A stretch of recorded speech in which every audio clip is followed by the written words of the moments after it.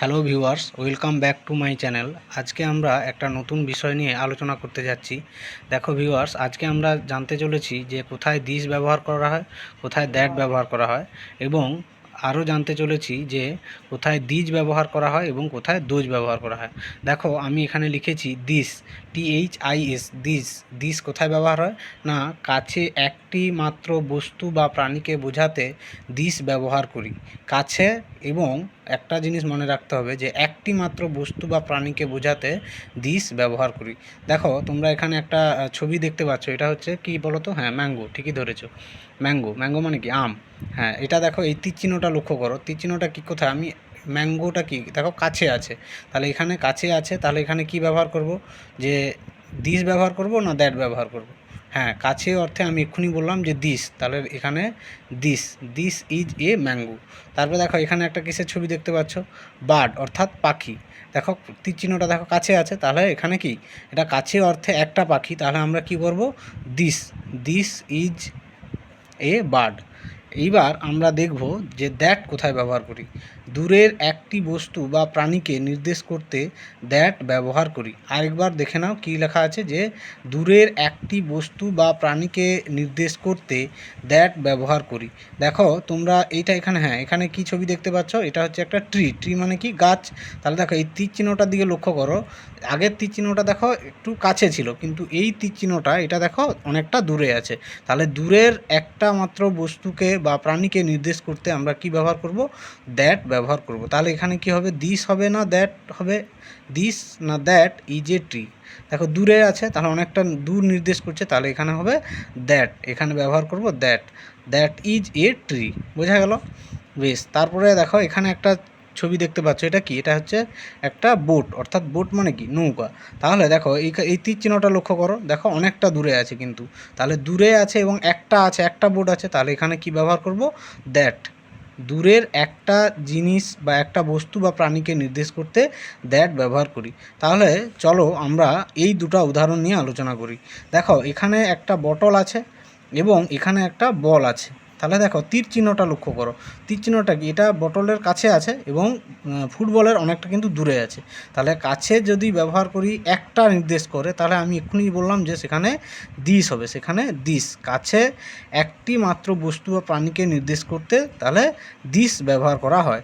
এবং এই ফুটবলটা বা বলটা দেখো একটা অনেক দূরে আছে কিন্তু, তাহলে এখানে দূরের একটি বস্তু বা প্রাণীকে নির্দেশ করতে কি ব্যবহার করা হয়? দ্যাট ব্যবহার করা হয়। তাহলে এখানে কি ব্যবহার করব? দ্যাট ব্যবহার করব। আর দোজ কোথায় ব্যবহার করা হয়? দেখো দিজ কোথায় ব্যবহার হয় আমি এটা লিখে রেখেছি। কাছের একটির বেশি অর্থাৎ অনেক বস্তু বা প্রাণীকে নির্দেশ করতে দিজ ব্যবহার করা হয়। তাহলে দেখো এখানে একটির বেশি ম্যাঙ্গো আছে, তাহলে এখানে আমরা কি করব? দিজ ব্যবহার করব নাকি দোজ ব্যবহার করব? নাকি এখানে তাহলে আমরা দিজ ব্যবহার করব। কেন না, কারণ এটা দেখো কাছে, তীর চিহ্নটার দিকে লক্ষ্য করো, কাছে কিন্তু আছে, তাই এখানে আমরা কি ব্যবহার করব? দিজ ব্যবহার করব। তারপরে দেখো ফিস, এখানে আমি কিসের ছবি এঁকে রেখেছি? ফিস। ফিস, তাহলে এখানে দেখো তীর চিহ্নটা কাছে আছে, তাহলে কাছের কোনো ব্যক্তি, একের বেশি ব্যক্তি, বস্তু বা প্রাণীকে বোঝালে তাহলে কি হবে? সেখানে দিজ, তাহলে এখানে কি বসবে? এখানেও দিজ বসে যাবে। তারপরে লক্ষ্য করো এখানে আমি কি লিখে রেখেছি না দোজ। দোজ কোথায় ব্যবহার করা হয়?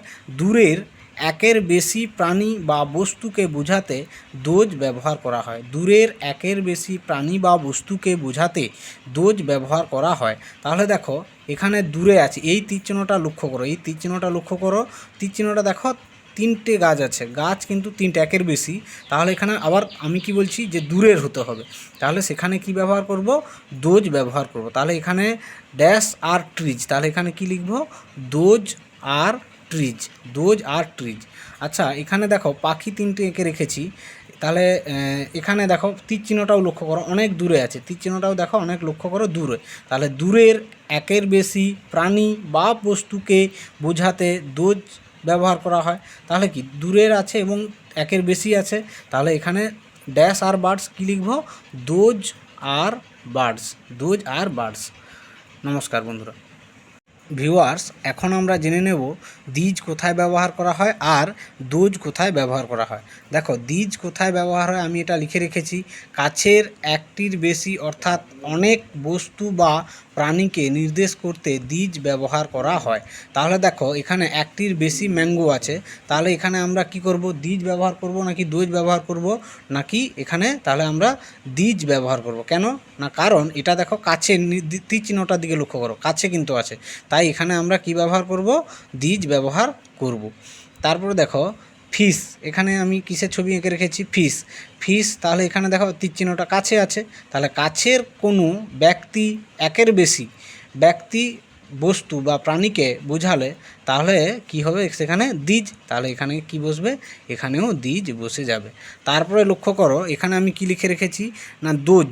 দোজ কোথায় ব্যবহার করা হয়, দূরের একের বেশি প্রাণী বা বস্তুকে বোঝাতে দোজ ব্যবহার করা হয়। দূরের একের বেশি প্রাণী বা বস্তুকে বোঝাতে দোজ ব্যবহার করা হয়। তাহলে দেখো এখানে দূরে আছে, এই তীর চিহ্নটা লক্ষ্য করো, এই তীর চিহ্নটা লক্ষ্য করো, তীর চিহ্নটা দেখো তিনটে গাছ আছে, গাছ কিন্তু তিনটে, একের বেশি, তাহলে এখানে আবার আমি কি বলছি যে দূরের হতে হবে, তাহলে সেখানে কি ব্যবহার করব, দোজ ব্যবহার করব। তাহলে এখানে ড্যাশ আর ট্রিজ, তাহলে এখানে কি লিখব, those are trees, those are trees. আচ্ছা, এখানে দেখো পাখি তিনটে এঁকে রেখেছি, তাহলে এখানে দেখো তীর চিহ্নটাও লক্ষ্য করো, অনেক দূরে আছে, তীর চিহ্নটাও দেখো অনেক লক্ষ্য করো দূরে, তাহলে দূরের একের বেশি প্রাণী বা বস্তুকে বোঝাতে দোজ ব্যবহার করা হয়। তাহলে কি দূরের আছে এবং একের বেশি আছে, তাহলে এখানে ড্যাশ আর বার্ডস কী লিখব, those are birds, those are birds.